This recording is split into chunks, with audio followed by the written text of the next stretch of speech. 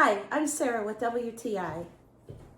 I had a little problem with all of my spices taking over my kitchen. They had their own cabinet, which they were overflowing out of and onto my countertop, and I just needed to get them organized. And that is when I found this beautiful magnetic spice rack. This sticks right to my fridge, which is right near my stove, so anytime I'm cooking or baking, I have them readily available. I love how strong they are. They stick so good, and it really takes some prying to get them off, which I love because then I know that I can really put some weight on them and I know that they're going to stay. It comes complete with a paper towel holder, which is fantastic. I got that off of my counter also, and look how much I can store in here. All of my spices have a home now, and I love that. I love that they are adjustable, so if you have taller things, you can move them up and down on your magnetic space, whether that is on your fridge or anywhere else in your kitchen that you'd like to put them.